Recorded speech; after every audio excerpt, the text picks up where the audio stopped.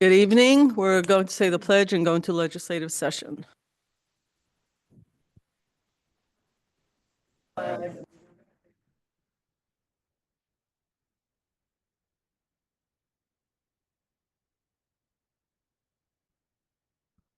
Hey. Trustee Fritchie. Present. Trustee White. Present. Trustee Yost. Present. Deputy Mayor Lopez. Here. And May 11. Here. Good evening, everyone. Legislative session. It is, I don't even know the date, Wednesday, March 5th. I should know the date. It's my anniversary. And thanks. Hope my husband's not listening to this. It's 7:35 and got a good agenda. Yep. So we're on. Okay. The first thing for tonight would be a public hearing on the matter of snow and ice assessment, 10 Piping Rock Road. Is there anyone that wishes to speak on that subject tonight? Would you come up to the podium and just put your name and address down? And then you may speak. Thank you. Can you tell them how many, is there a limit or no limit? 3 minutes. 3 minutes. Okay. Good evening. Good evening.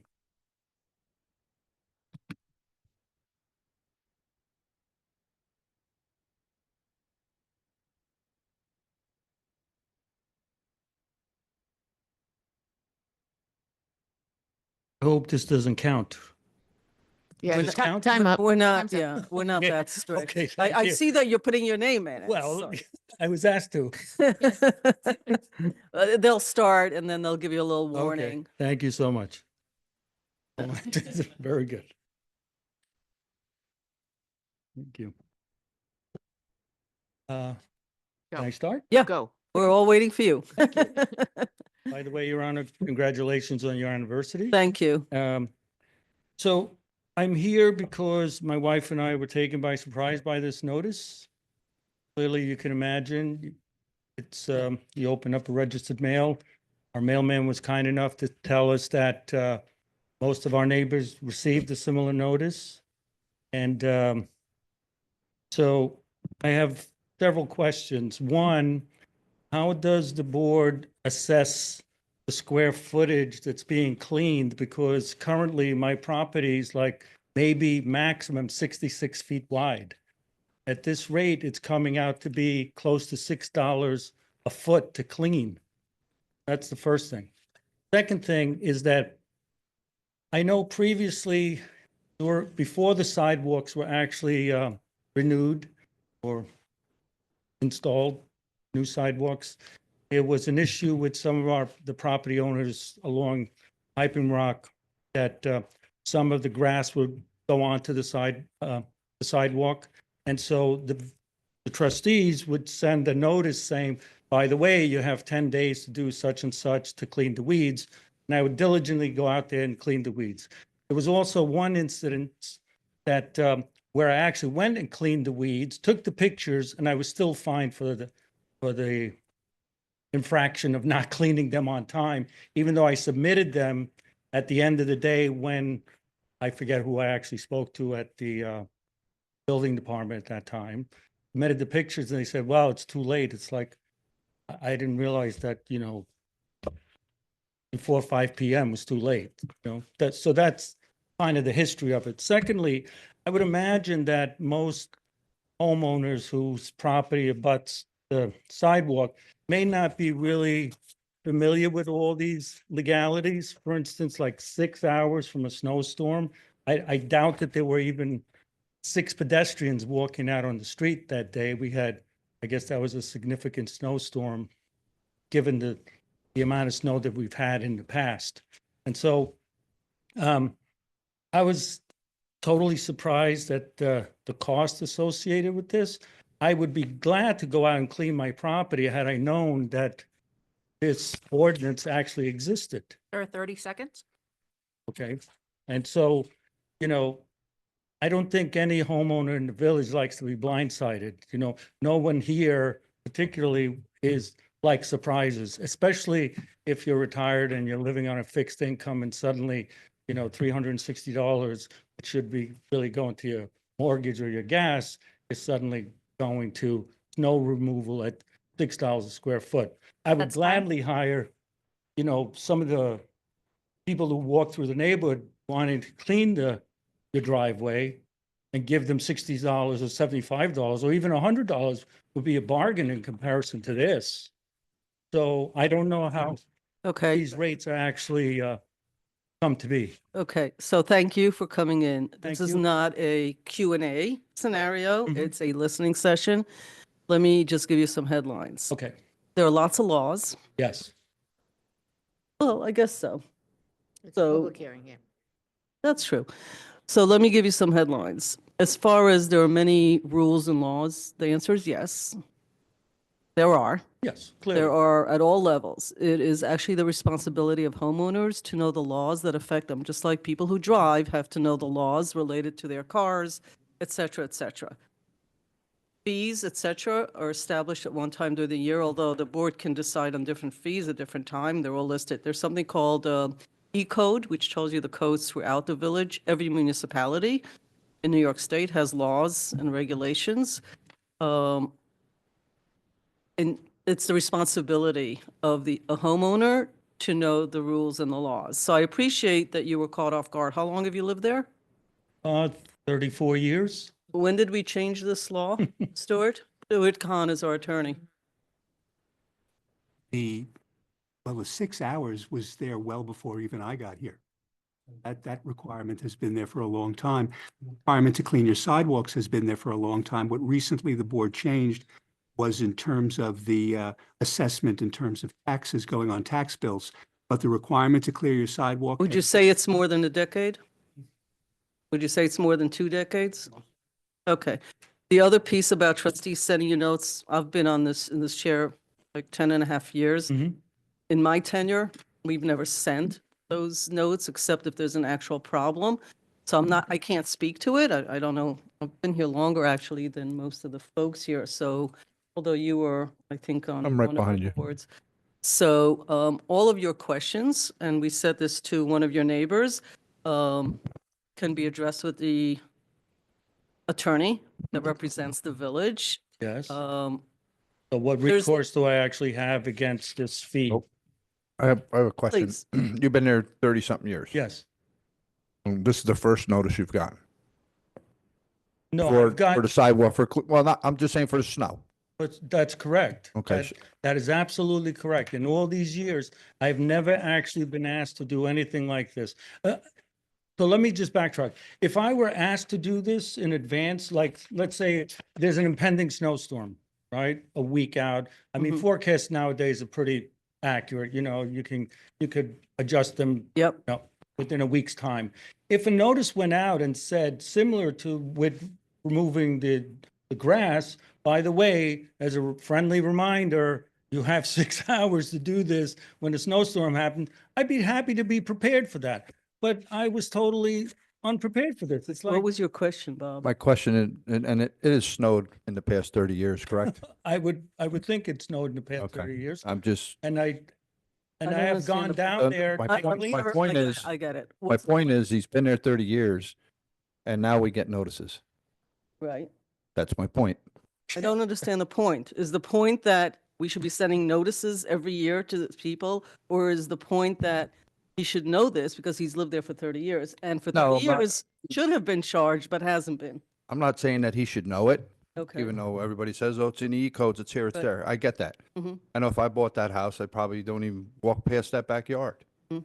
right? Or even pay attention that there's a Route 9 sidewalk there. Mhm.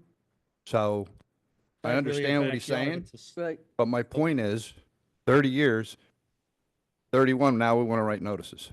Where have we been for 30 years?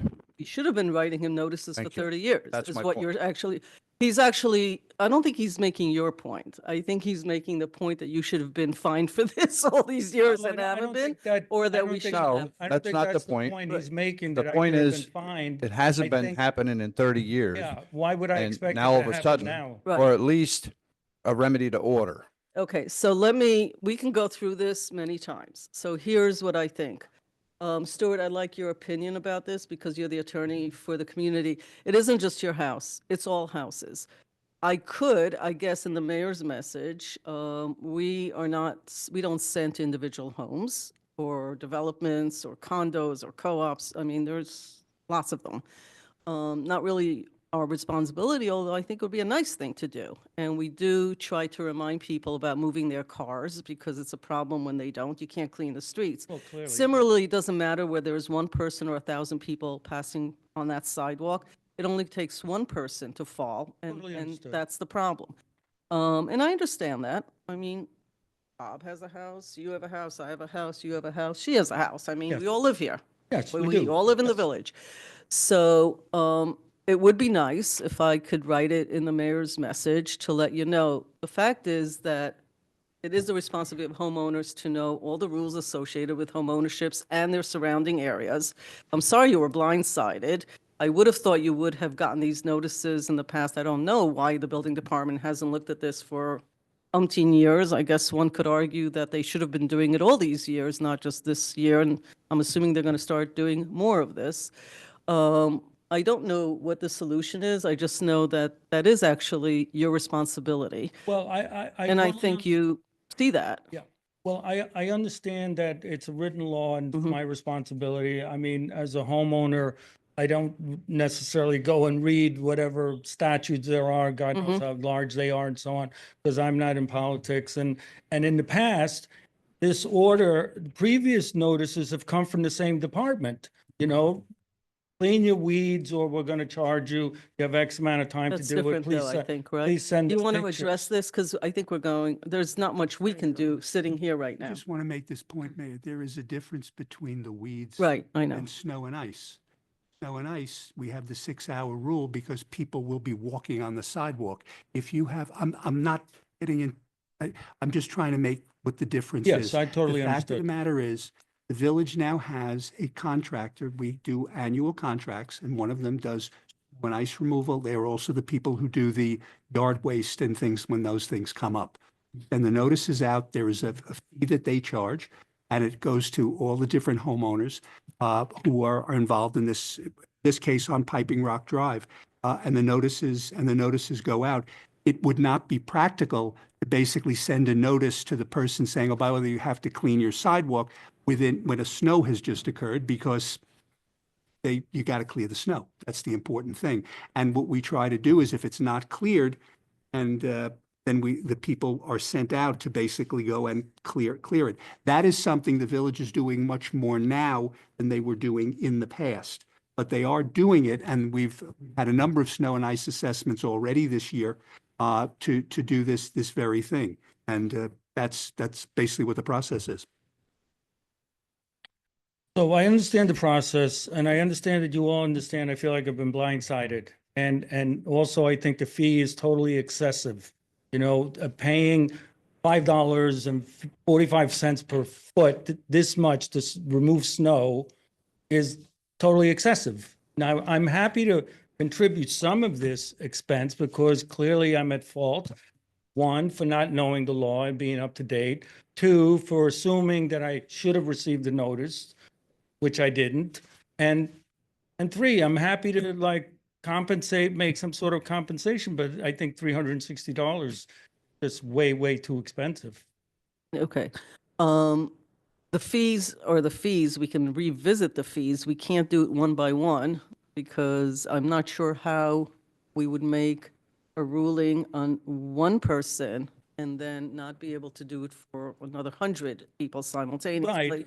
And the So, fees are set contractually, the same thing when we tow okay, cars I and all of totally that. understand that they're set contractually. However, maybe somebody on the board should like really consider like, you know, this contractor is going to clean from here to the door, right? And there's like 5 properties and you're assessing like $2,000 for people to come in and do like, you know, with a snow machine, a half an hour's worth of work.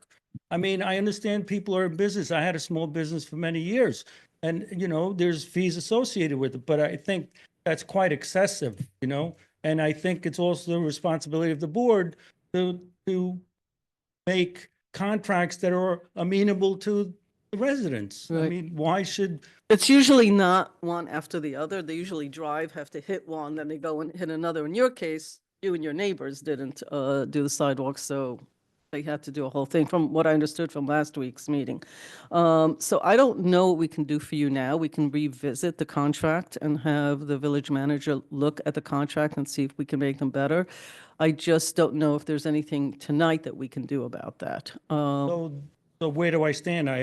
By default, I have to pay this fee?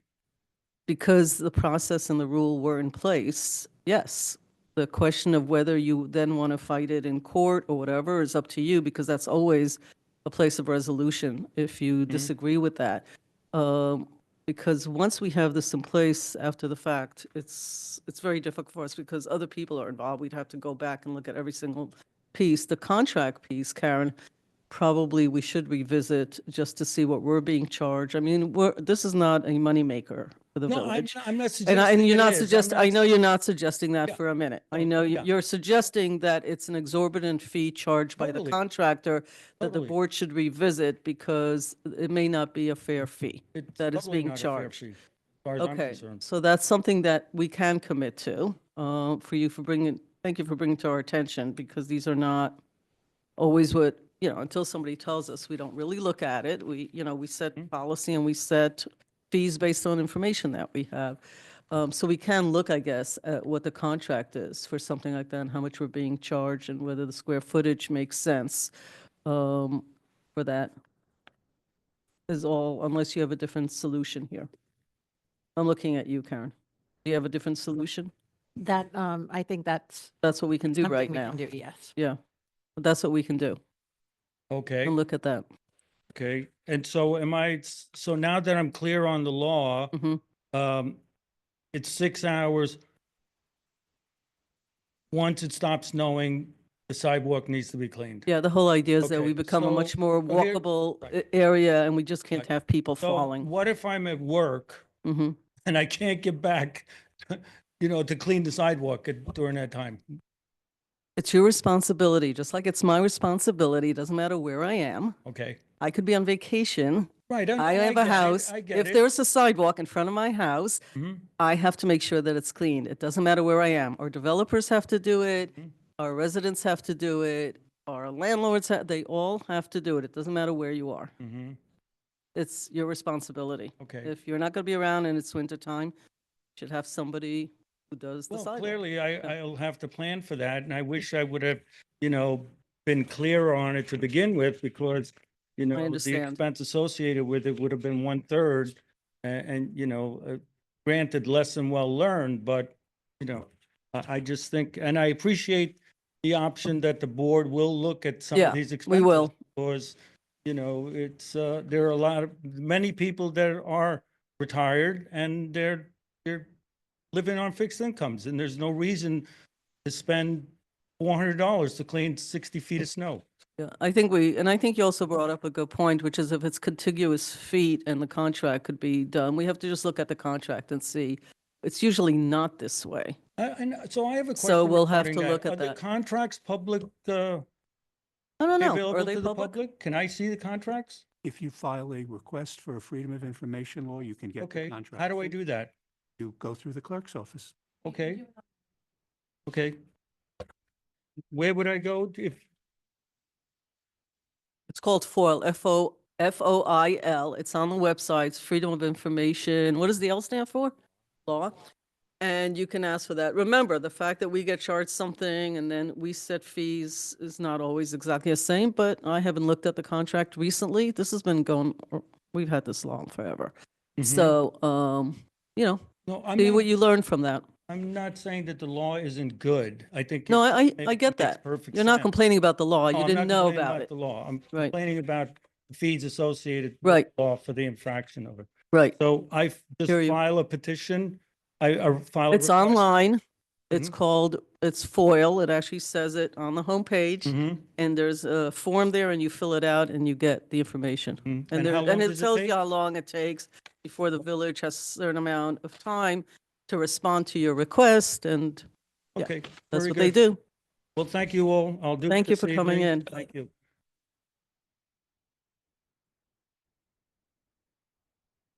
Is there anyone online that would like to talk about the snow and ice assessment hearings for 10 piping Rock Drive? No, no, So I'm. you're the next one. I just want to make sure there's nobody online that wants to talk on. Okay, thank you. Sorry about that. Do I have a motion to close the public hearing on 10 Piping Rock? So Drive? moved.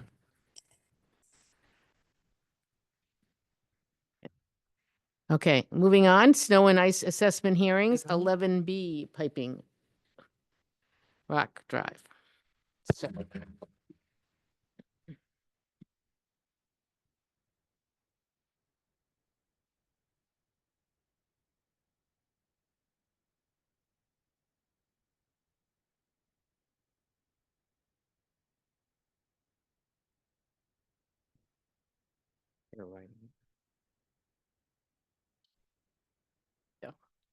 Okay. Yep. Hello. Hello. Happy anniversary. Thank you. Now I'm embarrassed. I shouldn't have said anything. Well, so I agree with most of what Val said. However, our case, and I'm vaguely, but not or I've not been empowered to speak for 11 and 11A as well, but I very similar. Our survey. So I agree with Sal. The costs are like crazy. Like you guys got to look at that. Secondly, our land, and we have had this survey, is not adjacent to the sidewalk Mhm. at the place where you guys are describing and attempting to find us for. So I think I believe the regulations say that the landowners adjacent to the sidewalk are responsible for it. We are not the landowners adjacent to that sidewalk. So I don't think that. Okay. Now, last time you were here, I asked you to just speak to the attorney and see if you could, but you didn't do you didn't? I sent Stuart an email and he told me to come to this meeting. Oh, okay. All righty. So can you just fill us in? Because, gentlemen, Two.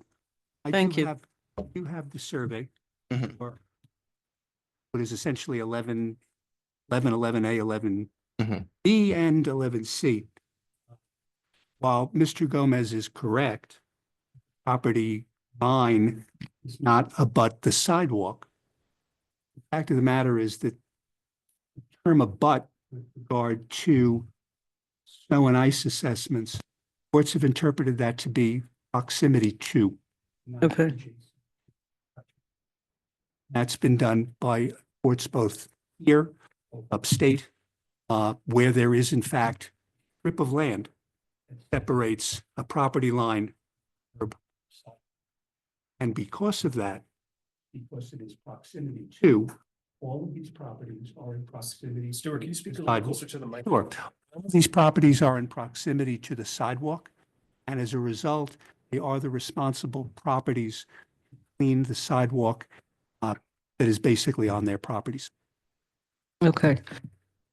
So it's a little different because now it's a matter of the interpretation stuff. Does anybody have any comments? Okay. Anybody up here? Okay.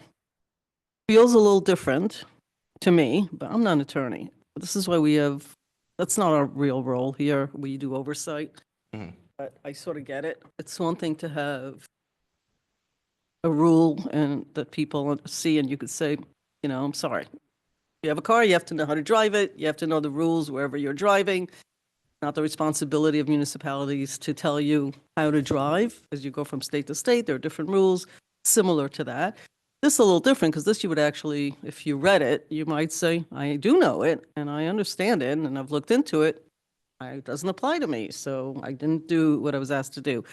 So this one I actually, Stuart, want to have a conversation about because while legally correct, I would also imagine that even if Mr. Gomez read the material, or if I had read it, I may not have clearly understood, even though there are laws that say, yeah, you're still responsible for that. And we might need to, and I'm not speaking for the board, I get one vote, just so you know, so I'm not making laws as I'm sitting here. But I would like to actually have the board look, and we might need to change some of the language, even though you are correct, that's fair. It also feels that even if an individual read it, which is different than the conversation we just had, and knew what he was doing would say, well, doesn't seem to apply to me. So, and understand that it also means this and the other thing.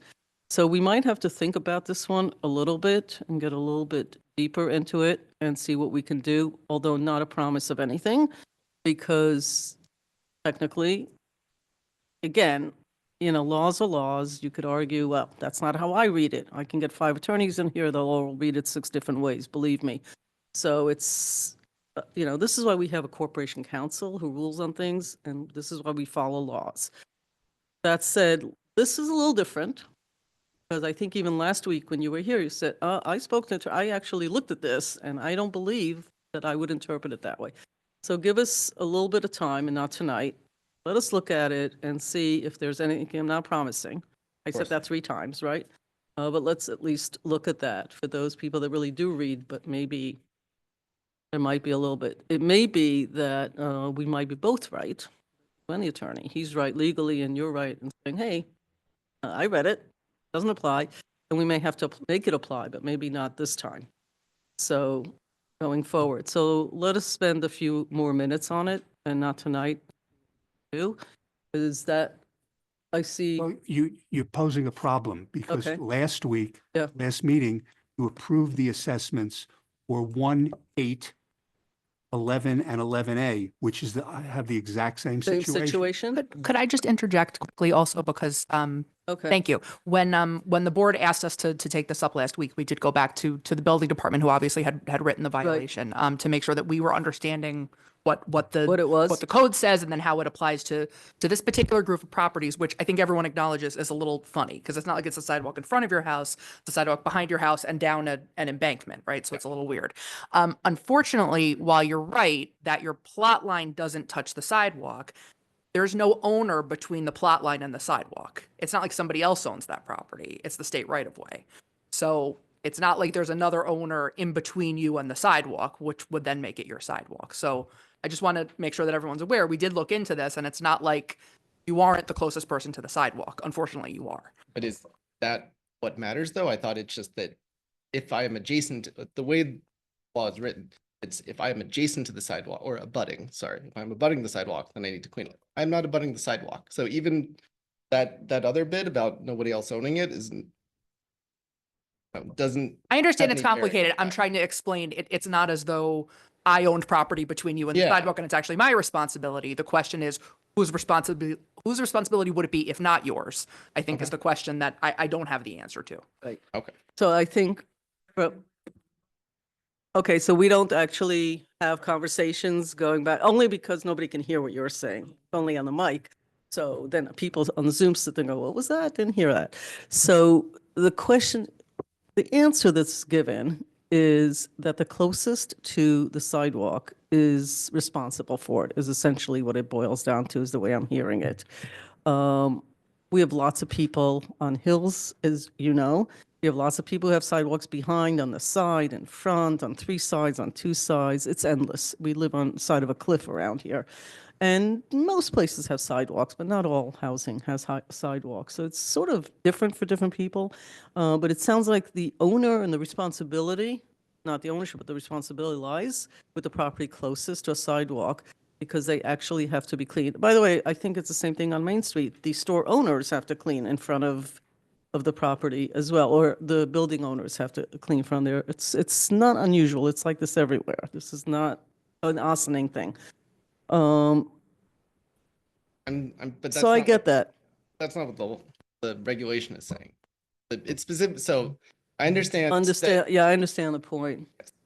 I mean, I'm happy to not take up any more time if we would Right. rather. Well, you can see that we're sort of like, Yeah. I want to be helpful to you and understand, but the way it is actually doesn't work in your favor, because even if the words are a little bit off, it's not the way laws are. Like, if there are other cases of law in New York State that say close enough is good enough, then that's also what we follow. And that's what will happen in court. I think most people look at and go, look, there's legislation or there's already precedence on this. But I do want to think about 2 things. Number one, the idea that was brought up about pricing. It's always good for us to look at pricing. It is not our goal to charge more than necessary. It is our goal to charge enough that people do what they're supposed to, because when we charge little, people say, I won't do it. Let somebody else take care of it, and I'll pay for whatever it is. So pricing is not just about the contract plus. It's That's about understandable. behavior patterns and what people do and don't do that we have learned over time. And that's also part of pricing.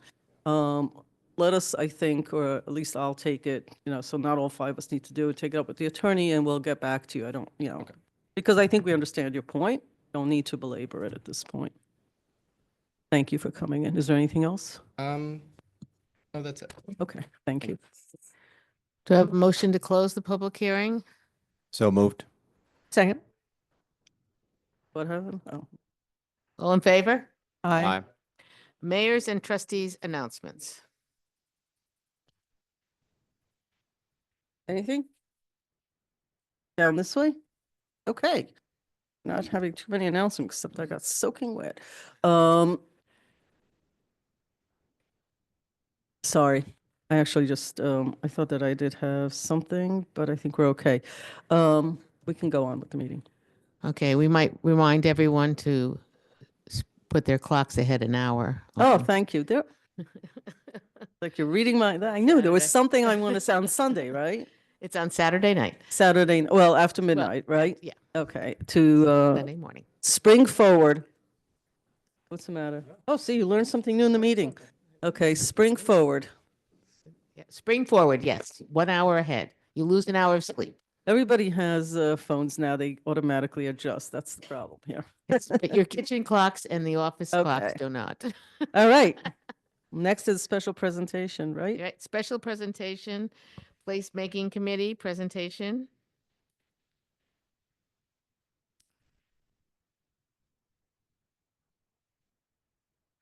Hello. Do we also need to? No, you just Okay. need to introduce No, yourself, you need to though. introduce yourselves and what you're here to do. Or I can do that, but it's easier if you. Hi, I'm Joyce Markovics. I'm one of the co-chairs of the Yeah. Opening Placemaking Committee. And my co-chair, Jeff, is also here. And we really appreciate the opportunity to speak with you tonight.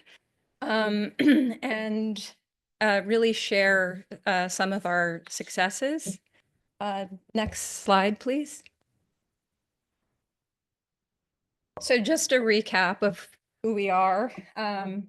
We're sort of a diverse group of professionals.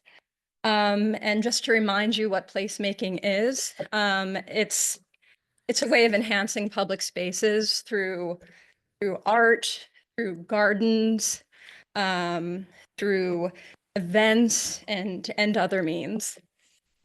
Next slide. So here we are. Our smiling faces. We have a new member, Sarah Bloomquist, and we hope to maybe get a few more new members this year. Next slide. So some of our successes, one of which I drove past on my way here tonight, the planters in the Five Corner intersection, the big, I think everybody knows the big globe, colorful planters. We really, really appreciate the assistance from the Recreation and Parks workers to install the planters, to go shopping for plants, which we all did together, and we planted them as a team too. So those planters are filled with perennials and annuals. And it's been really nice that we've gotten such incredible feedback from the community. They seem to be very, very popular. And I think they're really a nice injection of color in the downtown. And we'd love to continue that program, which we'll talk about a bit later. Another success, the Haunted Kill. Did anyone attend our Haunted Kill event? A bunch of people from here. Along the Sing Sing Kill Greenway. In addition to sort of creating the spooky trail, there was an oddities market in the parking lot of the community center and food trucks. And it really was, we were sort of surprised by how many hundreds of people came to walk the trail. It was really, really wonderful. And we think it'll be, you know, bigger and better next year. It was really fun to partner the Westchester Collaborative Theater. There are a lot of people involved in making it happen, and I think we really Parks and Rec, shout out. yeah, Parks and Rec again, shout out. I mean, they really did, I think, a lot of heavy lifting, and really just the creative force was huge, and it was tremendous. We're very, very proud of that. We also attended a bunch of the multimodal transportation hub meetings and gave our input. And I think there are some plans to incorporate public art and more perennial plants in plan. And something else that we were very, very busy with during our first year was meeting with people. We really wanted to sort of touch base with community members to get their input on what they want to see in terms of placemaking. So we've established these relationships with, I mean, just to sort of name a few, the Youth Bureau, the Youth Advisory Board, Haverstraw Riverwide Arts. We had a person from, a leader from the Sleepy Hollow Placemaking Committee that was just born reach out to us and actually complimented our planters and wanted to know where we got them, which was very flattering. And so it was just sort of nice to, you know, put all of our sort of collective heads together and create plans for the future and collaborations. Next slide. So here are just some photos of the planter install. And I also want to shout out Dana Anders, our horticulturalist, who's one of our placemaking members. And she's just like an encyclopedia of plant species. And she's a plant genius and a lovely person. Next slide. So there they are. And here's a really great write-up about our planters and a terrific photo that I think Dana's husband took. No, I took it. You took it? Yay, Dana. So But Dana he White's could've. actually for the public record, Dana White, Trustee White's the liaison to this committee. It's one of about a dozen committees that the municipality, the village has. Yeah, and Dana's an incredibly important part of our group. Next slide. So here's here's our flyer from the Haunted Kill. I designed that along with some pictures of the parking lot and oddities market and the trail. And some of the actors who participated. Next slide.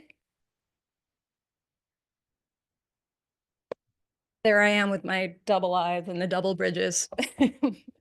Next slide. So I'm going to bring Jeff up to talk about some of current projects. You, Jeff Shoemaker, I'm the other co-chair of the Placemaking Committee. Good to see everyone. And I'll walk quickly through some of the current projects that we're thinking about for this year, including, as Joyce mentioned, hopefully expanding the planter program. There are plenty of other places throughout the village. We wanted to concentrate our efforts in the five square intersection, but you know, it would be nice to expand that. The Snowden Skate Park, I think I have some slides for each of these, so I'm just going to run through quickly now.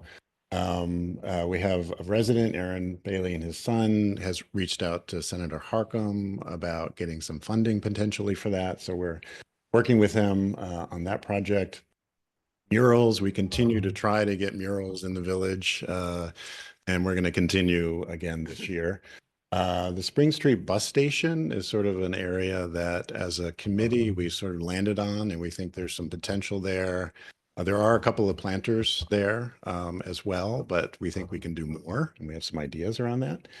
The Route 9 road diet we think is happening this year, and we think there's also some placemaking opportunities for that project and engagement. We can talk to you about how we can further engage the community. Next slide. Can you just hold on? Can you go back to that one? So a year ago or so, when you guys were in front of us, you presented what you would like that the board approves, because the way this works, right, Yeah. is committees come in front of us, they tell Yep. us what they do, they then present what they would like to do, and then we say, yeah, these are real good things to continue. In your case, because you were totally new, I think, right? Yeah. Well, you're still relatively new in the world of committees. So could you delineate for me which of these are the ones that we approved, Uh, the planter program, right? sure. That came later, actually. That wasn't actually originally, but it doesn't matter. Yeah, I You don't know. came to us later on that. We have a So specific like the list. skate bar, the Route 9 road diet, I don't remember that being on that list. No, that's a new Okay, thing. so are you so these aren't current projects because these haven't been approved by anybody. So are you presenting what you would like to work on in the remainder of the year? Are you presenting what the things that were approved by the board and where you are with them? Or are you presenting your wish list for what you would like to do? What is this list? It's a little bit of all of the above, to be honest. I mean, some of these things we started last year, like the Snowden Skate Park. I think we presented that last year as a project that we wanted to focus on. And then we find out that others are also interested in it. So that's something that we started the conversation last year, but it's really this year that I think we're going to make some progress on it. The bus station is something that we've discussed. Frankly, I don't remember what our Yeah, I'm trying to original list remember what was. we came forward But with. these are those that were already approved and maybe a few new ones. The Route 9 road diet is also something that we have discussed participating in. So, but that wasn't anything that we didn't think was going to be happening last year. So this is more targeted toward what could happen this year. But I am going to bet, and I will go back and check, that everything on this list, with possibly one exception, is stuff we've already discussed. But for a second, Yeah, go for most certainly the mural program, because we were in touch with Metro North. We've been in touch with Right, them we've for a been- year about, possibly installing some sort of removable mural. I mean, that's the down thing by the people train have to station. understand. Murals are especially complicated, right? Yeah. Because there are all sorts of parties you have to involve. And when you have to involve a major transportation conglomerate, it gets very, it can just take a while. And they're trying to come up with their protocols for how to handle mural requests. I mean, in the meantime, doesn't look very good down there, but it's not our property and it's not village property. It's Metro North property. So this is something that we just have to continue hammering at. The Spring Street bus station is also something, I don't know if it was on the list, but it's not something that comes out of nowhere. I think I've discussed this quite a bit. And I'd say there's ample opportunity to enhance that area where people wait with their kids in the heat for a bus. And it's got to be ways we can come up with placemaking solutions to bored children, overheated parents, and things like that. And the Route 9 road diet is something that will evolve. I'm not quite sure where that is going to go this year, but we've talked about bigger butt outs.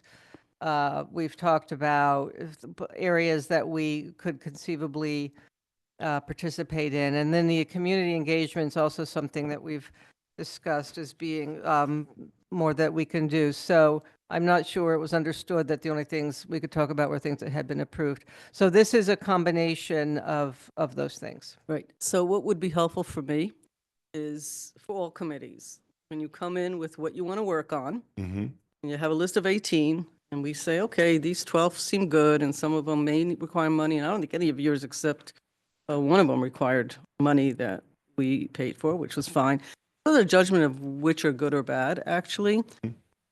You come with a list, the board looks at it and goes, oh, this is fantastic.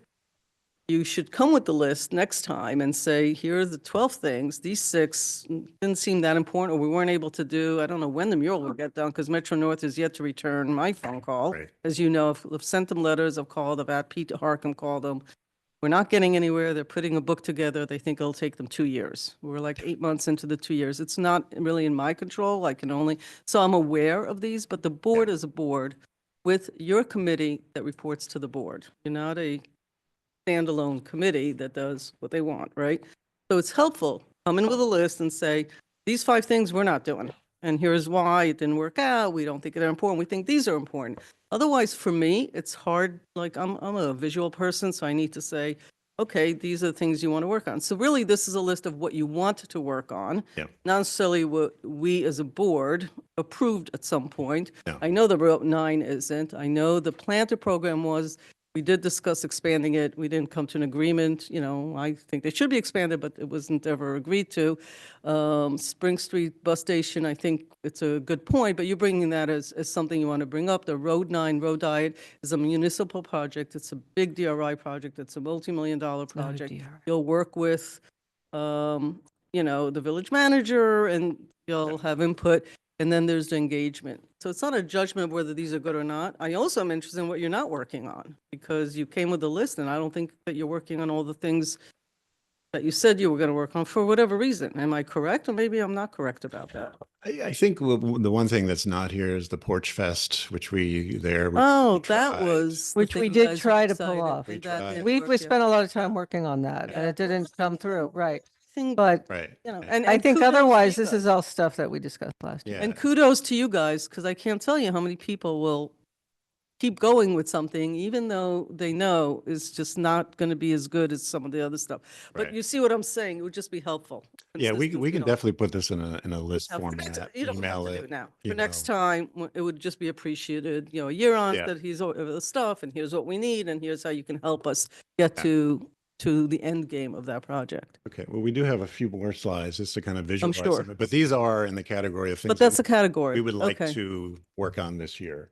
The skate park, I think some of these slides we had in last year, so we can go actually fairly quickly through next slide. Oh, yeah. Okay. You know, just bringing some color, some paint, some life to this really important park. And next, yeah, I think these we shared before. Oh, yeah. Joyce just produced this with AI, you know, big sign there And where's this going? of Ossining. Any fields it would be really just giant letters. I was hoping at the train station, but that ain't happening in Right, 25. yeah. Maybe we'll have to have a couple Ossining signs. Like the Hollywood sign. Somewhere on village property. Right. So your idea, what is this project that you're thinking of creating? A Well, we style? don't, I mean, it's just an idea. Oh, You okay. know, it's, I got it's, it. it's, Conceptual. you know, Yeah. that it could Okay. be sculptural, visual. Got it. Next. There's also the chain link fence. I think I think again, we shared this last year as a potential of doing some weaving with the chain link fence. We've seen that done in other places to bring, again, some color to the area. Next. These we shared last year. We had, Karen, I think you talked to Open Door about potentially putting a mural on the side of their existing building. We did approach them. They're very busy with their Yeah. other work that Yeah. they're, as we're seeing happening in real time. So, but you can just click through these quickly. We would love to come These are back to ideas them. for that building, but you have to wait Yeah. till it's their property, so you have to Right. have to So we wait have on to that one. wait And this till- we till talked they're about ready. 5 minutes ago. Yeah. Okay, next. So this, obviously, we all know the bus station. We think Right. there's great potential there. Bringing in more plants. We have the 2 planters, but we think we can do a little bit more there, and maybe even do a little bit of community gardening, or who knows? We don't know. These are just ideas that we're kind of throwing out there at this point. This one I actually don't understand. I see more plantings. That's Yeah. one thing. Yeah. I don't understand gardens, and they're really expensive. It's not it's an We're idea. not to like, say that where we're are stuck we on with any that? idea. This is just to put it out, you know, the more planting of whatever form it takes is something that we think would be, you know, more pollinating plants. It would be lovely to have in the village. Next, please. Asphalt painting, you know, as we've noticed, there are a lot of kids waiting there. So, you know, be kind of nice to think about, are there things we can do to create some interest for the children there through paint? Next. Interactive seating. This is something we brought forward last year. We saw that, yeah. Yeah. Next. Lighting, you know, even some string lights, you know, on the bus station, that could help.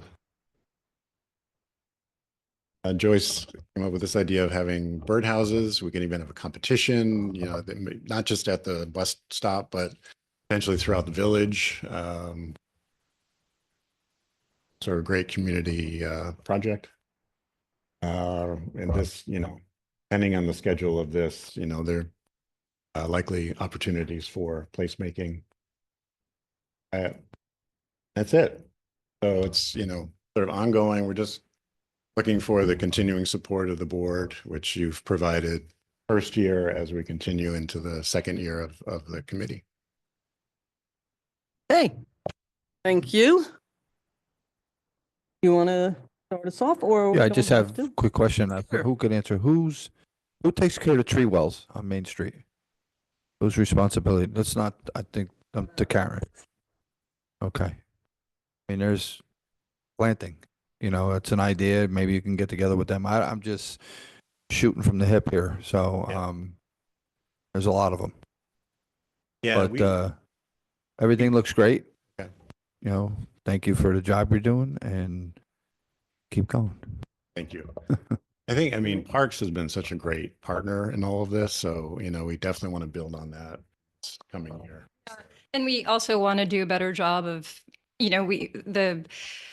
creating more beautiful winter planters because, we there were some greens that were stuck in them, but they weren't really curated in the way that we'd like. So, next winter, we'd like them to sort of have a small budget to purchase berries and other sort of more attractive greenery to fill the planters. Thanks for all the work. It's, it does make a difference and it looks good. I think that to two comments. One, just from a timing standpoint, from a funding, remember that as you go forward this year, remember the budgeting starts kind of August, September, November. So if you actually have specific requests, that's the time to get them out in front of for consideration for the following, right? So just as you plan them through your activities this year, just think about that from that perspective. And that's where the list of projects with, hey, this is what we think it costs and stuff comes in really handy. It's kind of a model that the rec advisory boards used over the last 5-6 years. And they spent a lot of work, a lot of time prioritizing projects and here's how much it's going to cost and making recommendations. And that's also something that's comes in handy when grant money comes up. Like if there's a project that's costed out, like, hey, this, boom, it's like easy to move. And then the other comment I'd just say is like, I love the plantings piece, but I'd ask is having been on the rec advisory board for a long time, I also understand the work that the Parks Department has to do a lot of times to maintain a lot of stuff, to find a good balance between low maintenance and look. Yeah. Right. We're also very much, as we did with we were actually on site doing the plantings alongside of the Parks and Rec department. So we're, I think, very much willing to pitch in and help maintain. So is there any possibility of establishing an annual budget for our group, or would it just sort of be like we present project ideas and? We don't generally do that for committees. That doesn't mean we can't. We just generally don't. We look at projects. It could be one big one. It could be 20 little ones. Your committee will change. Priorities change. So that's the point of these meetings is, and I think your thing about the rec advisory, they really I think many of the committees, because they do ask for help and money and they work hand in hand with the Parks Department. They're a part of that actually, is that they've gotten very good at saying, here are a list, 24, 25, 26, 27. They start ticking them off. This is the estimated, how do we put them? I mean, they really do a good job. So they do get money allocated because it's easier to get your arms around. And I guess we don't create budgets for the sake of saying, here's your money, go do as much as you can for it. Like, that's how I would do my household. This is how much money I have. Let's see what I can do for it. It's usually the other way. You want to do A, B, C, D, you have to estimate. If you can't do it, somebody in the village might be able to and say, this amount, it's this amount, it's this amount. That's what the budget ask is. We look at multi-million dollars of requests and we see where it fits in or not. We didn't finish going down this way, but we will. So I think what Pat was trying to do, because he's experienced in this and I've sat on the same committee, is to put it forth for August. These are what we want to do. This is what we think we're going to cost. Then we do the budget, then it's like green light, go forward and prosper, that kind of thing. And we weigh it against, 40 other requests from all different groups and folks.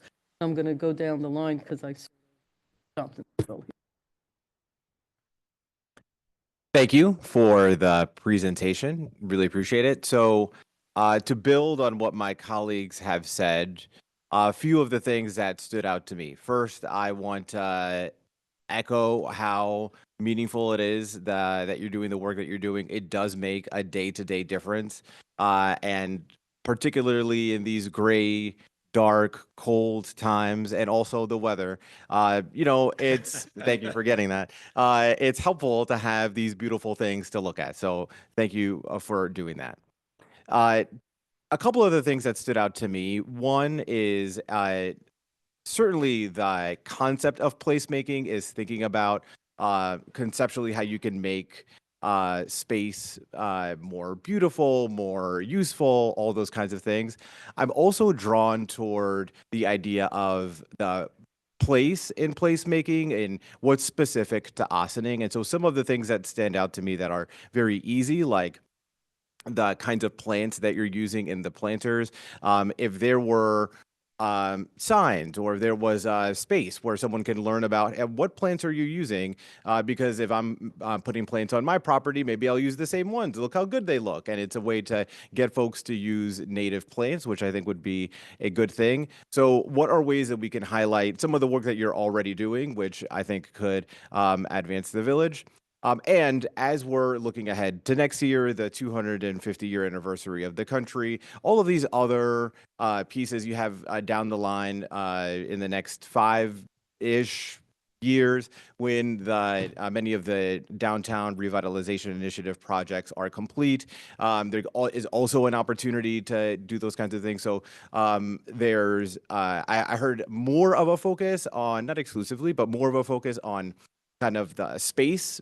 How about this space and let's look at this space in terms of projects. I would also consider the dimension of time as you're thinking about what might be projects that we can have going on that are associated with these things.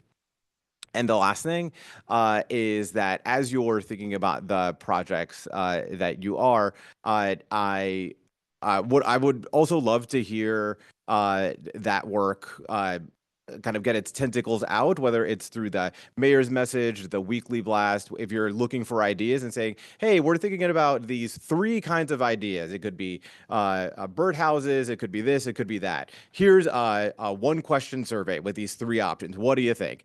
And it just lets people know that you exist, which is half the battle. And so as you're moving along, I would hate for one of the few times a year that this comes to my attention and the public's attention is just during these presentations. So I would encourage those kinds of activities. But that's all for me. Really appreciate it. Lots of great ideas there. And We're going to also let Dana speak. Go down the line. Okay. Let me just let her On speak to and then we'll go respond back to to you Omar. guys. Yeah. just going to respond to Omar, Yeah. but we can respond to everyone at the end. Oh, no, I was gonna say it's been fun.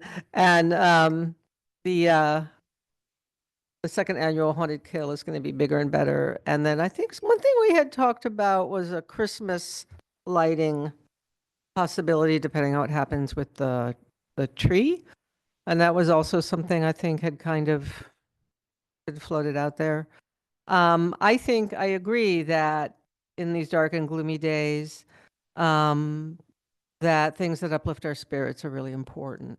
And I think that as we embark on a few years of construction, that, we can't forget our, to me, mandate to boost village spirits. I don't know why I care about that, but I do.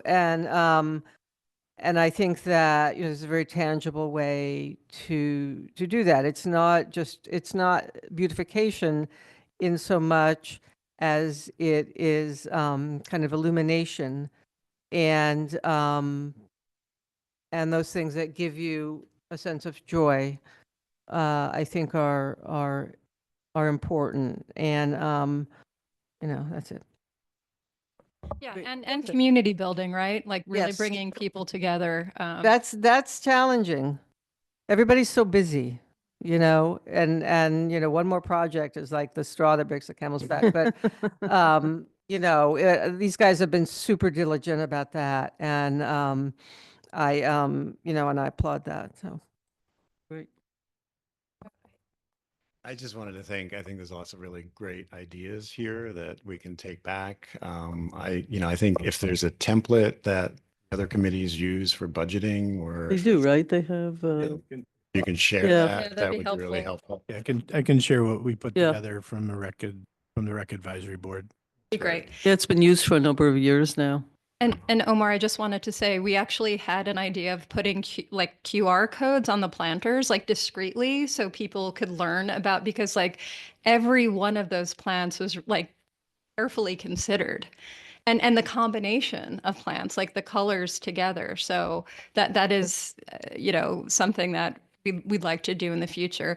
And also, you know, with I think the youth advisory board, we did send out a survey, like a 3-question survey, and we'd love to do more of that with the sort of broader community. So I think that's like such an excellent idea.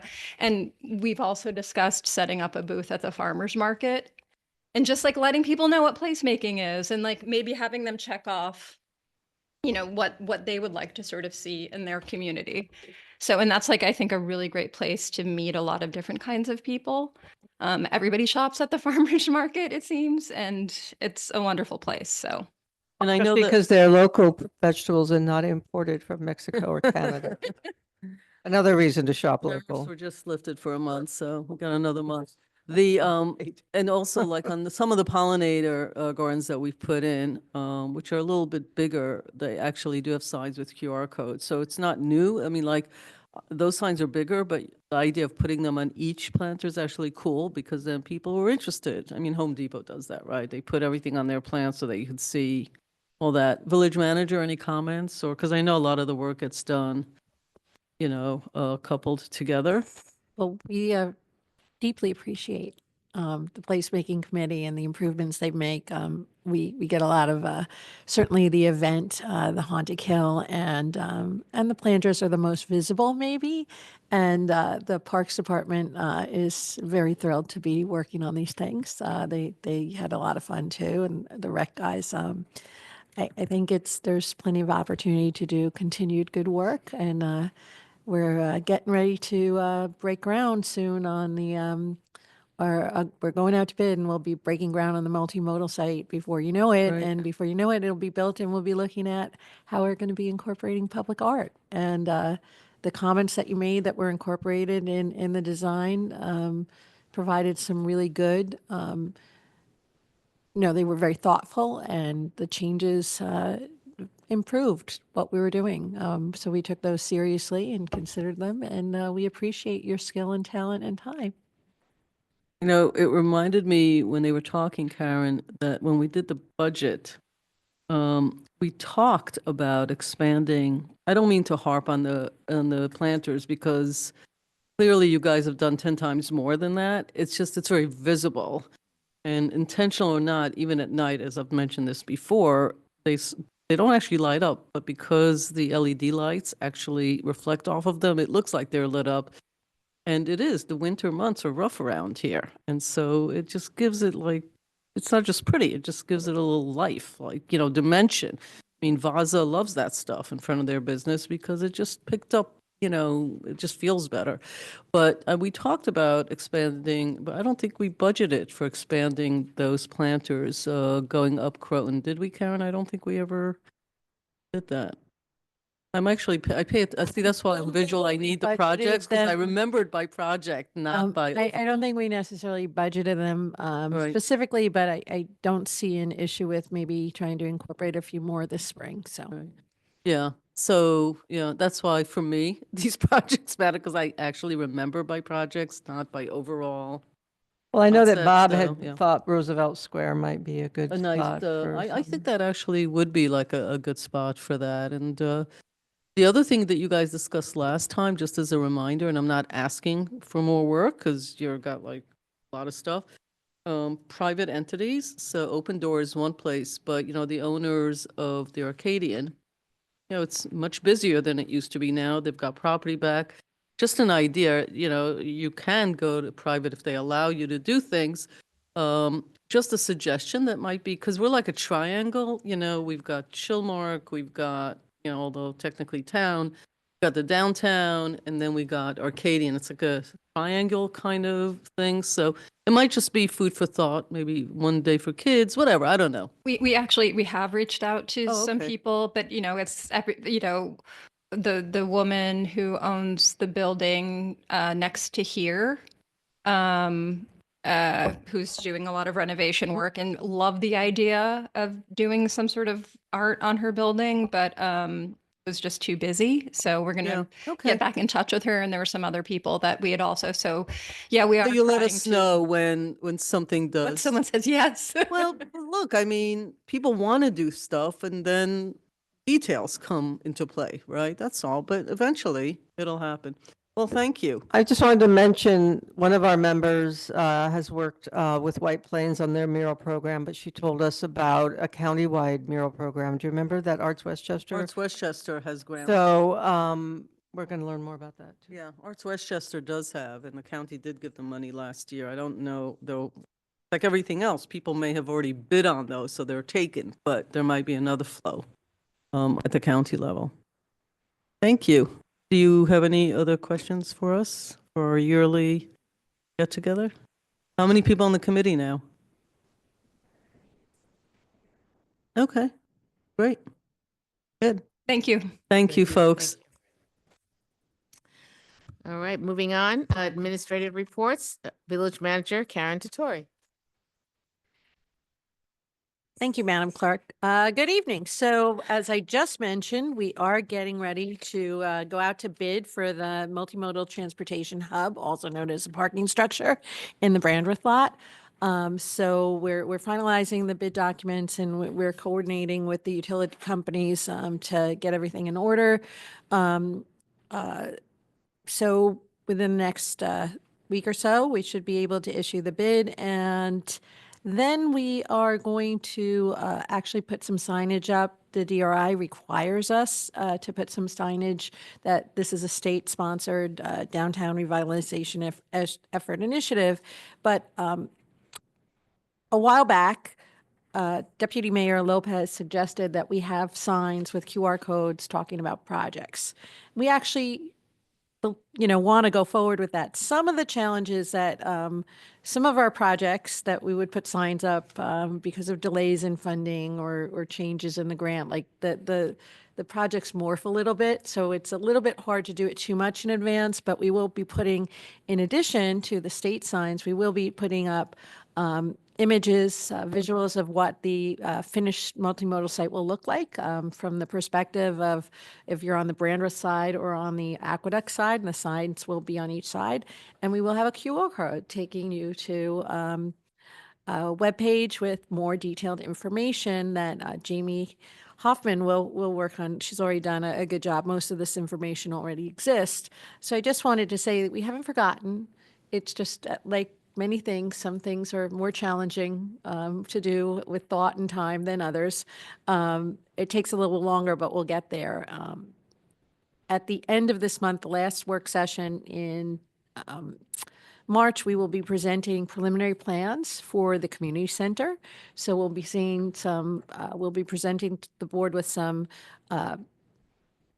floor plans, layouts, and give you an idea of our thinking behind fitting all the many components and desires into the existing square footage, which I think, knock wood, we've gotten everybody to be as happy as they possibly can be, and we have some extra room too, so to do some additional programming, and we're excited.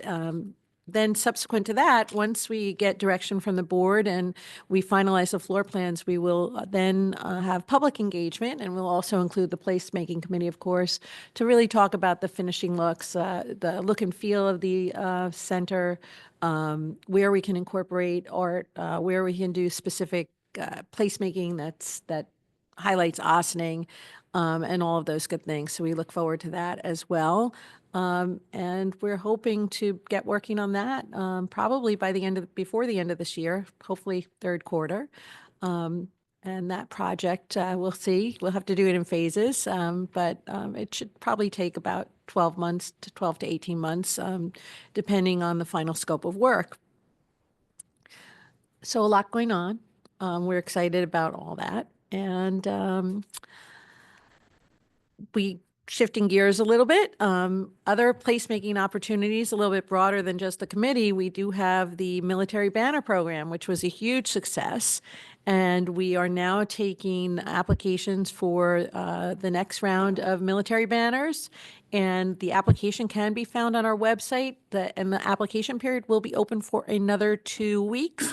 So if you have a veteran you would like to honor, please make sure you do so by filling out an application. And our village historian, Joyce Schrock-Cole, will be glad to help you honor your loved one with really beautiful banners up and down Croton Avenue, and as we expand the reach ultimately too. The DC announced today that the contamination, the cleanup of the contamination at 30 Water Street is basically underway. You may have, if you've been down by the train station, you may see some equipment there next to Westchester Community Theater in the west side lot there. And that equipment is going to facilitate the brownfield remediation. So we're glad to see that this cleanup is going forward, and the groundbreaking for this project will be held on April 1st. So good news there. And details about the cleanup, if you have any questions, we posted the FAQs, and we can give you any information about that. But I will say that it's a highly regulated process. And we are also, this Friday, we're having a meeting. The village managers from Mount Kisco, Tarrytown, Sleepy Hollow, and Portchester will be meeting here, and we're going to be discussing code enforcement, sharing our learnings and identifying opportunities to strengthen our code enforcement efforts. As you know, the board knows, our staff knows, these are incredibly challenging positions to fill, and communities like ours require a strong code enforcement bench, and we're working on developing that. We are interviewing at this time. We have a lot of great candidates, so we're hopeful that we fill all our open slots. But I think working with communities that have similar challenges with regard to code enforcement is an opportunity to go one step further in maximizing our ability to deal with the issues that we have and make sure that our community is safe, and that the quality of our housing is good for all our residents. And I'd like to just end with the AquaCycle program at the rec is a huge hit. So if you like swimming and you like biking, you can do them both together. So sign up. There is a waiting list, but if you want to get in the water on a bike, now's your chance. Only tried it once in my life. It's really challenging. Great exercise. It's also a lot of private clubs actually offer that. So very proud that we're able to offer something that, usually not available at municipal community centers. It's really cool that the folks put that together. Okay. Corporation Counsel, Stuart Kahan. All my comments have already been made, so I am yielding the floor back to the clerk. Okay. Thank you, kind sir. Police Chief Aaron Zimmerman. You stole my line.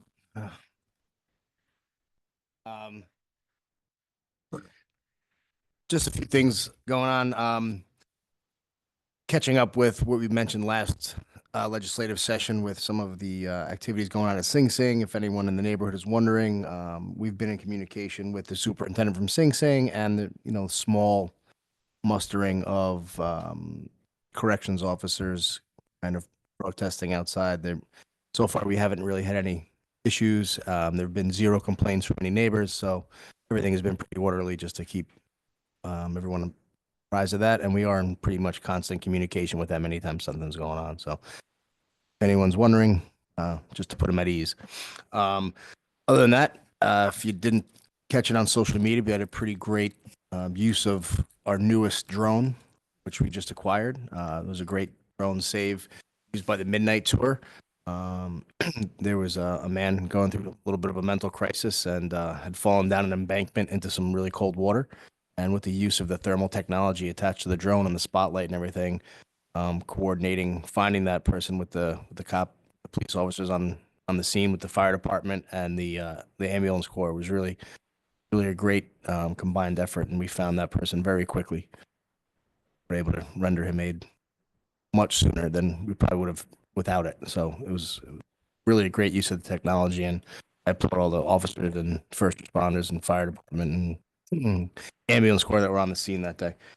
And nice to have it on the road. So good job to the pilots. And other than that, we're continuing with the interviews. We've conducted quite a few, lots of good candidates. Also for the civilian positions, the ACO, dispatcher, and overnight parking. So really good news to come.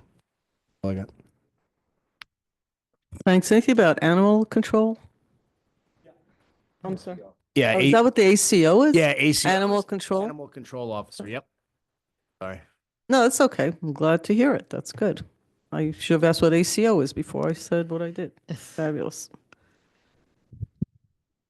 Okay? Yeah.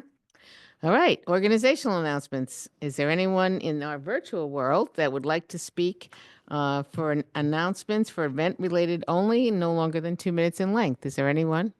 Please raise your virtual hand. Okay, moving on, public comments on agenda items. Visitors are accorded a 4-minute opportunity to address the board on any of the resolutions on the agenda. Again, in our virtual world, is there anyone out there? Please raise your virtual hand. Moving on, visitor recognition. Visitors are accorded a 3-minute opportunity to address the board on issues not relating to the agenda, but of relevance to the common good of the village. Is there anyone in our virtual world that would like to do that? Please raise your virtual hand. Okay, excellent.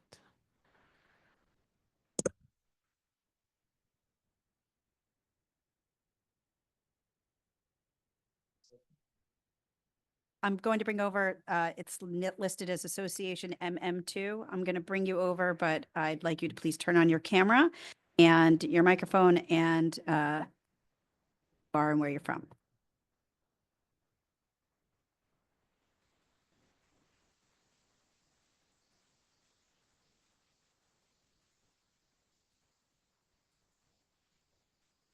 Okay, hopefully my camera's covered. Sorry about that. Hi.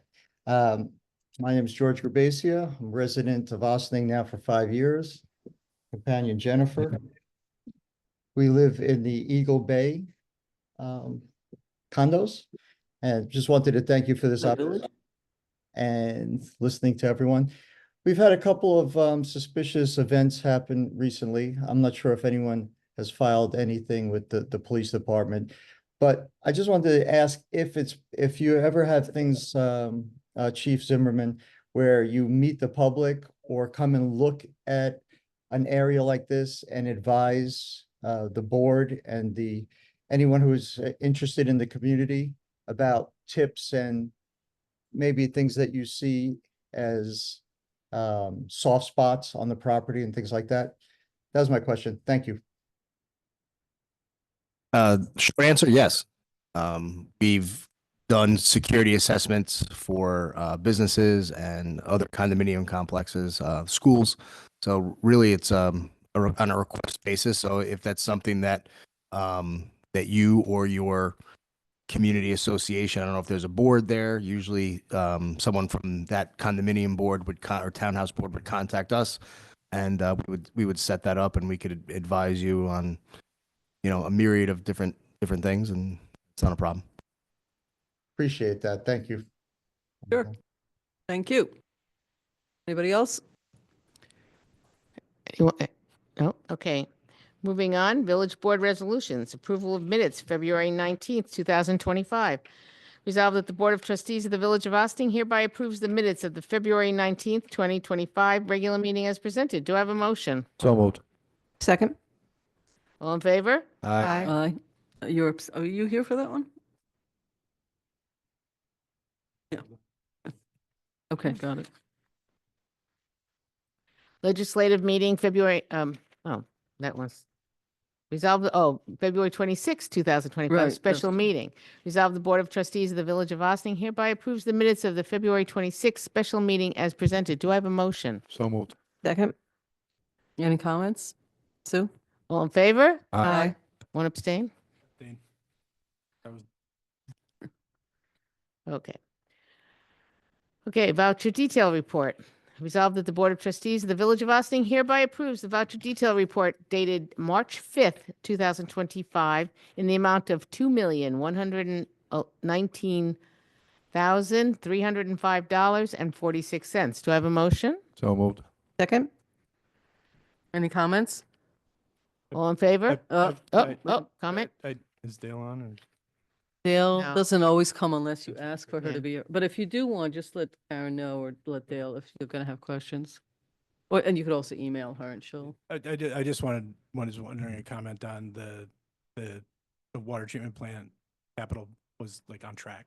But like that expenses are like as they were expected. They are, and actually, I probably should have noted that this evening too. So far, so good. It's on track. Right now, in terms of timing, we had a little bit of delay due to a concrete factory fire, but we're on track. And actually, we're going to be in the mayor's message probably next week. We'll be posting some pictures and showing the progress the foundation's in. The building is starting to rise, and right now, not good. So far, so good. Yeah, it was just, it's just a big number in there. And I just wanted to also note that our village engineer is on too. So Paul, do you want anything else you'd like to say? Because I know you had a meeting today about the water treatment plant. Thank you. You covered it pretty well. I will just say that in projects of this scale, there's bound to be some coordination, which leads to potentially extra costs or very early on in the project as the contractors absorb the documents upon which they bid. But a lot of that's got vetted very early on. A lot of it was associated with instrumentation and power to the plant. We've worked through that. There was some, cost increases that we took out of contingency, but it's something that was really a miss on the documents, not something that was wrong. So it would have been added to the overall project regardless. But that's ironed out. And the manager mentioned that there was a fire at the concrete plant from which we were procuring our concrete. Literally the weekend before we were scheduled for our first pour. So we're trying to make up time with that. And we're moving along pretty well. This spell of warm weather that we're expected to have over the next 2 to 3 weeks is going to help a lot. And I was just at a meeting today at the plant for a couple of hours, and everything's running pretty well now that we got through those first hurdles. And I don't anticipate anything major going forward. great. Thank you. All in favor? Aye. Aye. Resolution D, notice of intent to become lead agency, multimodal transportation hub. Whereas the Village of Ossining intends to construct a multimodal transportation hub behind Upper Main Street on the footprint of the existing Brandreth Street municipal parking lot. And whereas the action will be funded in part by 2 New York State grant funding streams, Empire State Development and the New York State Downtown Revitalization Initiative program administered by the Department of State. And whereas the action will include the construction of 240-plus parking spaces including ADA, to use adjacent public spaces, charging infrastructure for electric hybrid vehicles, e-bike scooters, a tie-in to the Old Croton Aqueduct Trailway, a rooftop solar array, and a space for an e-bike rental vendor. And whereas the parcel for the proposed action is a village-owned lot on Brandreth Street, 89.19-4-3, bordered to the northeast by the Old Croton Aqueduct, to the east by Leonard Street, and to the west by Brandreth Street. And whereas a lead agency must be established for the environmental review of the proposed action pursuant to the requirements of the State Environmental Quality Review Act and the governing regulations, 6 NYCRR Part 617, and whereas the Village of Ossining Board of Trustees is interested in being designated as lead agency for this action, now therefore be it resolved that the Village of Ossining Board of Trustees declares its intent to become lead agency for the action identified as the multimodal transportation hub, and be it further resolved that the Village of Ossining Board of Trustees will distribute this resolution along with Part 1 of the full environmental assessment form to all involved agencies, and be it further resolved that if within 30 calendar days from the date of mailing of this resolution, no involved agency submits a written objection to the Board of Trustees, then the Board of Trustees will serve as a lead agency, as lead agency pursuant to 6 NYCRR Part 617. Do I have a motion? So moved. Second? Any comments? All in favor? Nope. Go ahead, I'm Pat sorry. has a question. I'm doing my reading thing again. Sorry. Two questions. Yes. There were one, well, first of all, let me make the very clear statement. I'm in favor. Just two questions on the details of. In the actual in the form actual- that was in the actual email. form. Yes, go ahead. Part E. You give me the page, it might make it Page easier. 9. Page 5? Nine. 9? Sure. Very last line. I'm coming to it right now. Yep, Very last line. that's been changed. Okay. Okay. The addition was, Okay. it's now 0.06. Okay. Got it. It's been And then fixed. I've got one more question for Yep. you. Page 12, Uh-huh. number N, Yes, sir. where it notes that it's the brackish subtitle aquatic bed is significant natural community. Right. And it comments that the, species in question are sturgeon and Atlantic, or sturgeon. Is it possible to add a comment to state that the actual site in question is whatever, if 2,000 feet away from the water? So that's what the town did something similar in their part 1 for the facility at Grotonville. We took this from most of the documents that we got from EHA, Okay. the folks to do this. Yeah. We can do this. I don't expect that anyone's going to object to the village being, Okay. It was just if you something think that, I mean, They put in a buffer is what you. let me say it this way. I will ask the planner if in fact that correction, or not correction, addition can be made. Yeah. I will ask. it's not I'm not contesting whether it's there or not. I went and looked it myself, but I understand. I think the state is very specific as to how you have to answer this form. They have, it's on the website, but if in fact it can be, revised, I will discuss that with Ms. Menastra tomorrow. Okay, we're in the vote. All in favor? Aye. Aye.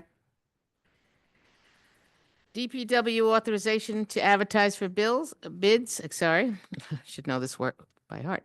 Contract DPW 25-07, constructions of the multimodal transportation hub. Resolved that upon review of Corporation Council, the village clerk is authorized to advertise for bills for contract DPW 2507, construction of the multimodal transportation hub. Such bids are returnable to the village clerk. Do I have a motion? So moved. Second. Any comments? All in favor? Aye. Proposed assessment of, okay, we're not even gonna table it? Yeah, table F.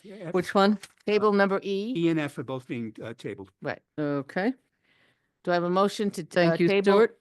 Table number, Well, actually, I'm sorry, E and I H. think the agenda has been reordered since these were printed. Oh. So can we just say the title of Yeah. the We're going resolutions that we're to tabling? table the proposed assessment for 11B Piping Rock Drive. Do I have a motion? So moved. Second? All in favor? Aye. Aye. All right. And 11B, Sue? No? What are you looking at? That is 11. That was 11 for 11B. So what was the other one? It's coming later in the agenda. Okay. Okay. But revision of the management benefit plan, whereas the Board of Trustees has adopted a management benefit plan as to elected officials, managers, and appointed personnel, and whereas the manager benefit plan was most recently readopted in January 8th at the annual reorganization meeting, and whereas the Board of Trustees, following a discussion with the village staff, determined that the plan should be revised, now therefore be it resolved that the manager benefit plan is revised, effective immediately, and to be further resolved that the copy of the revision of the management benefit plan is reproduced below and will be part of the village's personnel policies. And it again it will be on the bulletin board of the clerk's office, and it's on the webpage. Do I have a motion? So moved. Second? Any comments? Sue? All in favor? Aye. Now, do I have a motion to table the proposed assessment for 10 Piping Rock Drive? So moved. Why are we tabling that? I thought the other one is his, we're tabling 11B because of the survey, correct? Each of those properties has the same. Ball's the same, okay. Yeah. Then I so move on that motion. Okay, thank you. And all in favor? Aye. Thank you. Appointment of the Police Reform Advisory Committee. Resolved that Polly Pruner is appointed as a member of the Civilian Police Complaint Review Board with a term expiring December 31st, 2025. Do I have a motion? So moved. Second? Any comments? What's wrong? Are you guys out of order with what's being read? No. The resolution text has a different committee than the title. Okay. So Polly is joining, do we know which? She's joining Police Reform Advisory Committee. My apologies. Yeah. Just as. Oh, I revised. see. It's the, okay. Okay. So we're excited about that, Deputy Mayor. Very. She's And great. yeah, this is part of the interviewing. We're running a little bit behind. Apologies for that. I got busy and I like to be in the interviews, although the next one, Dana White, I think you did one by yourself Yes. because I was not around, so I appreciate that. We try to have two of us at every interview, so. Okay, thanks for pointing that out, Maddie. So we can let's vote on this. Let's just read it over again. Resolved that Polly Pruner is appointed as a member of the Police Reform Advisory Committee. Right. For a term expiring December 31st, 2025. Do I have a motion to do the amended resolution? So moved. Second? Okay, all in favor? Aye. Thank you. Appointment for Placemaking Committee. Resolved that Sarah Bloomquist is appointed to the Village of Austin's Placemaking Committee for a term expiring December 31st, 2027. Do I have a motion? So move. Second? Any comments? All in favor? Aye. Okay, continuing business of the board. Is there any continuing business of the board? Moving on to new business of the board. OPD Vehicle Purchase 2025, Police Chief Aaron Zimmerman.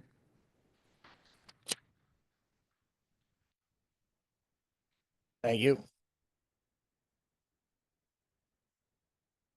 So continuing from our budget discussions at the end of last year, know that our capital line for 2025 vehicle purchasing was put on hold, and presentation before the board was additionally requested. So we're here to request 3 cars for 25 purchasing. I know that the amounts are the same that we brought up in the budget. I have them. I don't know if you want them now or here. I know that probably, I don't know if the crux of the issue is that cars that we're requesting are gasoline powered. It was for hybrid vehicles. I know that the e-vehicle sale, I'll say experiment, really not cost effective right now, and nor those vehicles. They really don't. The technology isn't there yet to support an e-fleet for an emergency vehicle, whether it be for the police department or really for any other emergency service. The technology just isn't there. Maybe one day we'll get there, but right now we're not. And also to the hybrid vehicles, they're not available. Waited 2 years to find vehicles for 2023 and 2024, and we were able to find them out of state. Once we, and we acquired them, but right now there are no hybrid police vehicles. And on top of that, the vehicles that we're requesting, they don't make a hybrid model in that vehicle that suits the needs of these vehicles. That is cost effective. You take one hybrid car in this class, it's not an emergency service vehicle, and it's $150,000 Cadillac Escalade. Like a hybrid SUV of that size with the cargo area and everything we need, and thought that was a little much for our needs. So I don't know if the board has any questions that we can answer, but that's what we're here for, to continue the discussion for our 2025 vehicles purchasing in the capital line.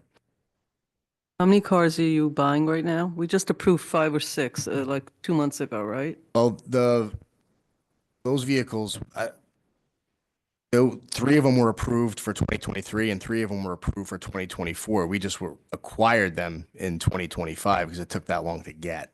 Right. So we don't, right now, we currently have 0 vehicles on order or were approved to purchase any for 2025. How many cars?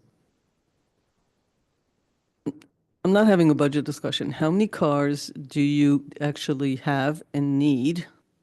It's not about what we approved or didn't approve. Those budgets are just placeholders. Right. So we just said yes to, I can't remember, Bob, 5 or 6. It was just like the chief stated, 3 from 23, 3 from 24. So that's 6. And we got lucky and we found them. Though, to my knowledge, those vehicles were already approved in the 2023 budget. Okay, so you have 6 cars, 6 new cars. How many do you need? 3. Well, do I need 5? But I know that was, discussions with the treasurer.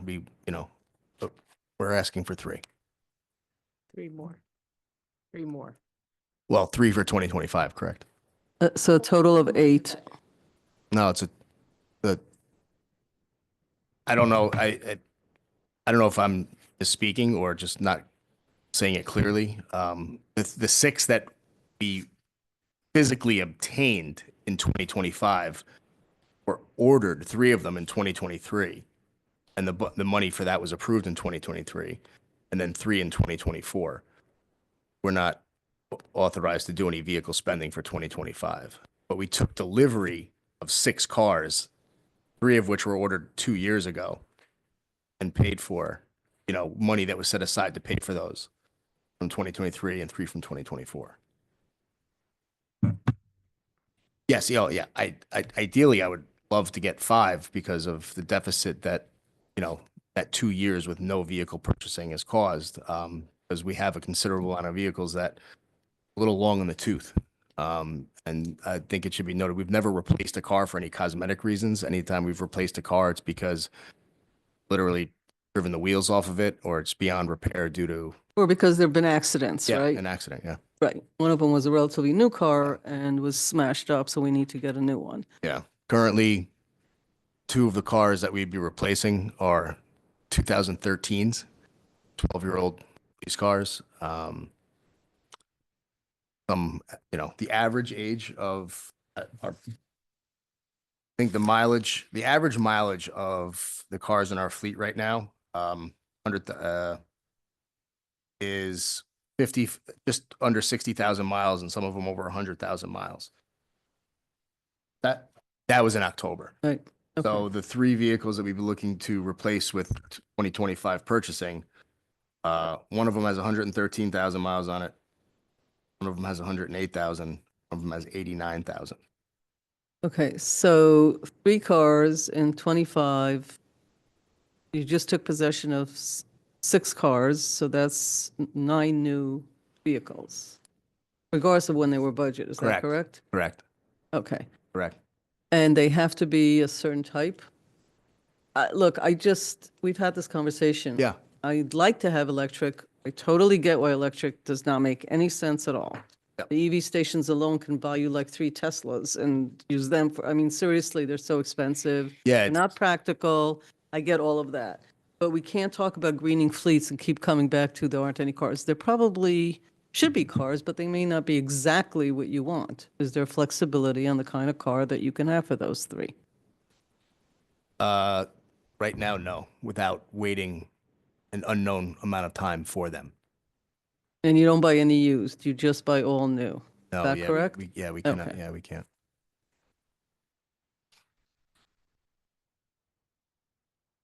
All right. I mean, with the addition of the 6 cars that took delivery of, I just want, maybe I just want to note it for the board that over almost 60% of our fleet is a hybrid fleet. It's a hybrid fleet because the board has basically demanded that they only be hybrid, because last time we had this conversation, with all due respect, it's not a pet peeve of mine. I live this stuff. I've been driving hybrid. Hybrids are gas powered. Not plugging them in. It's a different type of technology. There are police in the city. They buy well over 1,000 a year. They get a big contract, so they become, because a lot of mayors are going through this. Yeah, They're out there, and I just would encourage more work to get them so that we green the fleet, because you can't get to that if we don't bring in cleaner vehicles. I understand that, and there is a place for hybrid cars in the fleet, but we still have a need for gas powered vehicles. I mean, if we were to get a new prisoner van, that car could probably be a hybrid, or when the technology gets there, electric, not used nearly as much. Our parking cars could definitely be hybrid, if not electric, when the technology's there. And with those cars, they can be off-brand. When I mean off-brand, like off of a police fleet, pursuit-rated car for emergency services. It'd be Toyota RAV4, for instance, for the new parking cars. When we Ford makes it. The Ford Mach 4 is that's what they're using in Florida. I was just down there a few months ago, and that's what they're using. And they're a little smaller. It's true. They're highly efficient. And again, hybrids use gas. It's just a different technology. They're not plug-ins. We're still so new to the hybrid police car. Really, it's tough to project into the future the maintenance cost and over time what they'll cost to operate, because it's still such a new technology in the police world, at least in this part of the country. And to be quite honest, the demands that we have for these cars, they're just not available on a hybrid platform right now. All right, so it's And a request. we have, Yeah, it's circular reasoning. It's not really up to you or us to decide what technology will be. You have no idea one way or the other. I mean, again, respectfully, I've been through this conversation with such pushback over greening fleets. It's unbelievable. It's like, I don't know what the hesitation is. Not knowing what the cost of repair is, you'll know in 4 or 5 years. And if they're too expensive, the board then will come to the same conclusion. It's too expensive to put in EV chargers. They cost more than the cars, so don't have electric. So you'll learn that. You can't get to the learning till you actually use, it's not an expertise that we need to have. That said, it's just disappointing. It's not just about gas. It's about also being role models for a community that you're asking developers to go more green and everybody else to do it. So the police department should also, same thing with the parks department and everybody else. That's the bottom line. And I'm sure you made every effort. It's just not synchronizing. Is anybody have any comments? Because we're just gonna be going in circles here. Microphone? Who knows what's going to happen to car prices this year? I mean, I know the tariffs have been now delayed for a month, but I mean, there's a complete uncertainty as to what's going to happen to the price of everything. And I don't know if it's worth locking it in now. You know, because if you wait, I'm just not familiar enough with what the availability, I guess you need gas, you need combustion engines because you need horsepower. Is that what it is? Or you need speed, or you need size, or you need all that? Well, one, we need to be completely, we need the cargo space, we need the volume. You know, it's the it's the size. size of the car that we need, and they just don't make it. Hybrids that we got before, what size were they? Were they smaller? They're smaller. So you need the big boys here. Oh, yeah. That's their I mean, opinion. I mean, we're still in the emergency service business, so we need a variety of different kind of vehicles. And right now, the technology just isn't there for it. They just don't offer it with the platform that we need in a hybrid car. You know, I mean, I've got Pat online. He's our fleet manager, and Captain Donnie, who's been thoroughly involved in this process all along. And Are these bigger than but you have some Broncos, right? You have some, no, are they Blade? No, what do you have some Explorers, yeah, Huh? yeah, they're a little bit larger. Larger than the Broncos? Okay, so your argument is we should lock them in now. The tariffs are actually lifted off the auto industry because cars go back and forth across. For now, yeah. Well, they'll probably do it, but regardless, we don't know what the future holds. So your argument is lock them in now. You feel the prices will go up, right? That's basically. what Yeah, I'm hearing. that's Okay. just one argument to be made. Sure. All right, anybody else? I mean, I hear you. That's, you and I Just, talked about just it. one question. And I can get them. They're available, correct? They're That's why available. he Thank wants you. them now. That's all I have. Yeah. Captain, you have Anybody else? Okay. What? I'm sorry? Somebody say? Are they talking to each other? No, I mean, it's true that the best large size SUV type are the Cadillacs. Yeah, and they're If they're the board wants super to buy me sweet 3 Cadillacs, rides, I'd sign but I don't I did think a we need, story on I that. don't, I did, I She did. did a story specifically on this. Talk General Motors is doing a pretty good job with the Cadillac Talk E-Line. about trailblazing. But yeah, I think it's a bit rich for our blood. Okay. That's actually, optics, because when you go other places in other countries, they actually do use luxury cars. In Europe, because it's cheaper, they use Mercedes for taxis because they're actually cheaper. The police we just get department in very caught Dubai up in use that. Yes. Lamborghinis. I'm sure if we said the Cadillac would be good, you would not object to that. Anybody else? You're done. And Pat, you have no comment. Okay. So you're requesting 3 cars. Do we have that in the budget or we didn't budget for it? We put it. Yeah, we put it in the capital plan. It was just put on For 3? pause. Okay. And that assumes you won't have any more cars being smashed up for the next. I really, really hope not. Oh, that's the solution? You're going to cross your fingers. We're going to go with that. Okay. All right, what do we need to do here? So when we get the information about what cars we're ordering, we'll come back with a resolution. Right. Maybe next week, we could do a special meeting if we have it that soon. Yeah, we could have it prepared for, I know the next meeting's a work session, but, either for the work session or definitely for the next legislative session, everything will be done. Good. Do me a I mean, favor we have and- it. It's all done. Just email me all of the places you contacted to find out where the cars are.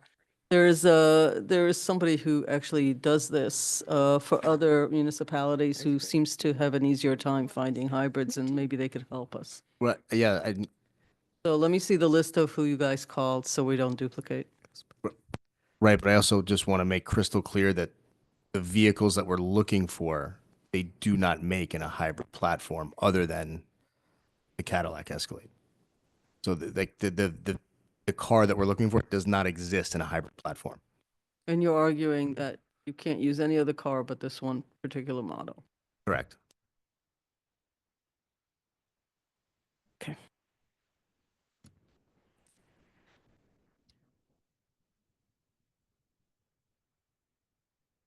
Right. Yeah, I mean, I don't think the electric's gonna work for you guys. I think, yeah, I actually, yeah, hybrids are the only way you guys are gonna be able to do it. The electric is never gonna work for you guys. no, it's, Not for what you need. Okay. Will these cars lower our percentage of hybrids from Yes. 60%? It will. Of course they will. they're replacing gas cars. Oh, okay, Oh, they're so it'll not, be the oh, same? okay. Yeah, no, It'll be we're the same. going to be getting rid of two 2013 and a 2014 car. Right. So it's just an exchange. All right, well, And it's Okay, Sue? backwards at least. So you, so we'll continue, that will be to be continued. So do I have a motion to adjourn to executive session for personnel and real property? So moved. Second? All in favor? Aye. Aye. Boom. Thank you, ladies and gentlemen, people watching. It's 9:25. We're adjourned. I said.